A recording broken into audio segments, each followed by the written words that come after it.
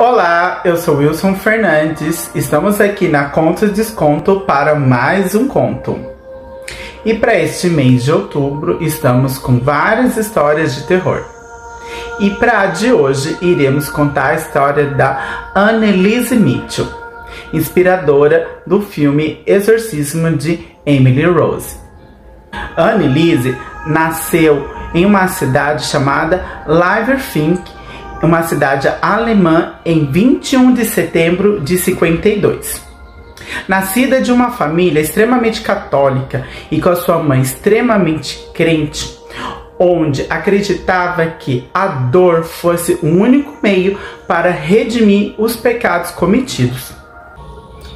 Segundo testemunhas, Anneliese era uma boa menina e sempre tentava agradar sua mãe. Tanto que por um tempo ela ficou dormindo diretamente no chão, acreditando que esse ato pudesse pagar os pecados dos usuários de drogas que viviam em seu bairro. A mãe de Anneliese teve uma juventude bastante traumática. Mãe solteira, foi renegada pela família. E embora o neném tenha morrido, ela foi obrigada a casar com um véu negro, pois a sua família ainda a considerava impura. Alguns psicólogos consideram que isso fez uma grande marca dolorosa em sua vida e que foi perceptível isso mais tarde ao educar a Anneliese. Na adolescência foi quando começou a surgir os problemas. Aos 16 anos, Anneliese teve um ataque em que os médicos diagnosticaram como uma epilepsia causada no lobo cerebral. E com isso, a levou a uma depressão, em que finalmente ela foi hospitalizada no Hospital Psiquiátrico de Virkspop. Aos 17 anos, em 1969, Anneliese teve a sua personalidade totalmente mudada. As crises epiléticas não diminuíram e aumentaram constantemente. Por ser uma menina dócil, seu comportamento foi de ofender e atacar todos os seus familiares, o que causou um grande espanto.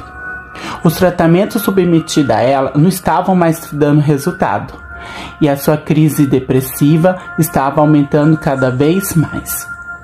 Após hospitalizada e retornar para casa, a situação de Anneliese piorou mais ainda. A família começou a relacionar os seus comportamentos a fenômenos estranhos. Ela começou a rejeitar a todos os tipos de símbolos religiosos e deu a intenção de estar escutando vozes, e que essas vozes a pediam para ela cometer o suicídio, além das alucinações que a fizeram a parar de se alimentar normalmente. Outros fenômenos também estavam relacionados ao comportamento de Anneliese, como ela gritava todos os dias, ela bebia a própria urina e comia insetos. Foi aí que a família resolveu procurar ajuda na igreja, com medo de alguma coisa além de uma doença poderia estar afetando a sua filha e ela também poderia estar possuída. O primeiro pedido de exorcismo foi rejeitado pelos religiosos, mas a situação na casa da jovem piorava. Anneliese dizia que enquanto ela rezava, ela via o que chamava de rostos malignos. E cada vez mais na casa de Anneliese, eles tinham convicção da presença de algum tipo de demônio. Então eles fizeram o segundo pedido de exorcismo. O segundo pedido de exorcismo também não foi aceito pelos religiosos. Por outro lado, os médicos prescreviam medicamentos cada vez mais fortes e não tinham nenhum retorno. Então, finalmente, o pedido de exorcismo foi aceito. As autoridades religiosas nomearam 2 exorcistas para o ritual, o padre Arnold e o pastor Ernest. Isso não foi nada fácil, e os dois religiosos tiveram 2 sessões de exorcismos semanais durante 9 meses para tentar expulsar o suposto demônio da moça. As sessões duravam 4 horas e eles afirmavam que tinham até 6 demônios no corpo da moça. Entre eles, Lúcifer, Caim, Judas Iscariote, Nero e Adolf Hitler. Os rituais provocavam reações estranhas em Anneliese. Ela teve que ser segurada por 3 homens e teve que até ser acorrentada, porque ela demonstrava uma força sobrenatural. Uma vez, durante um dos exorcismos, ela quebrou o joelho. De acordo com as testemunhas, ela falava em línguas estranhas e com vozes diferentes. Todos esses detalhes sobre o exorcismo puderam ser coletados graças às gravações.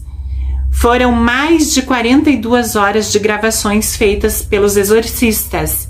E também teve os vizinhos de Anneliese, que foram à casa dela para presenciar os exorcismos.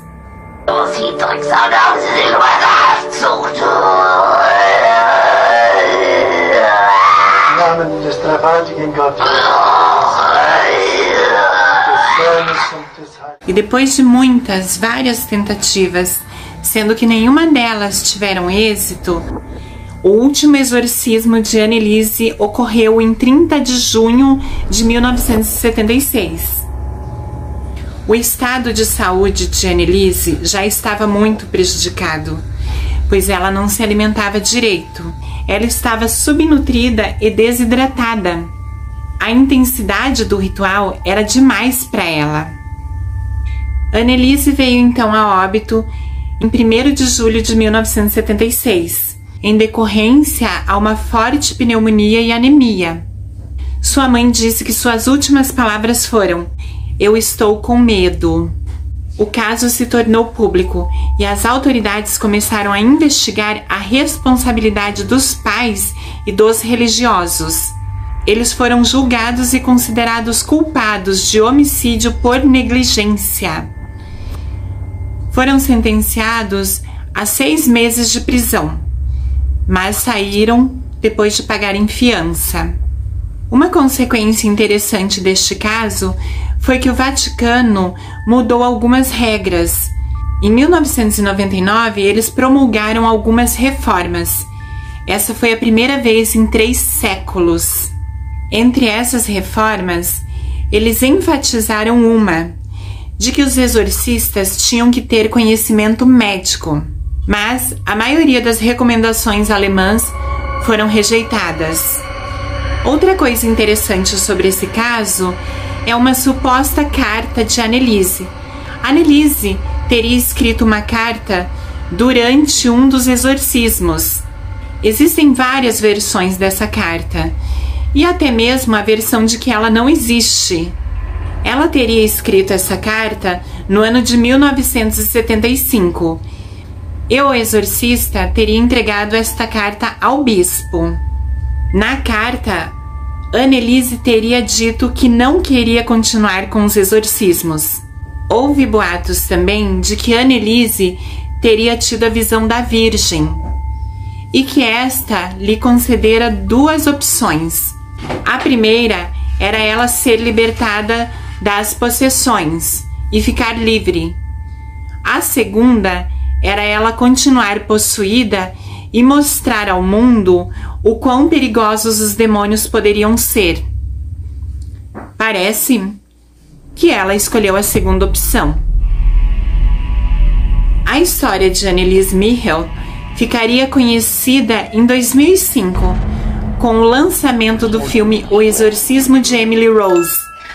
Este filme foi baseado na história real do exorcismo da jovem.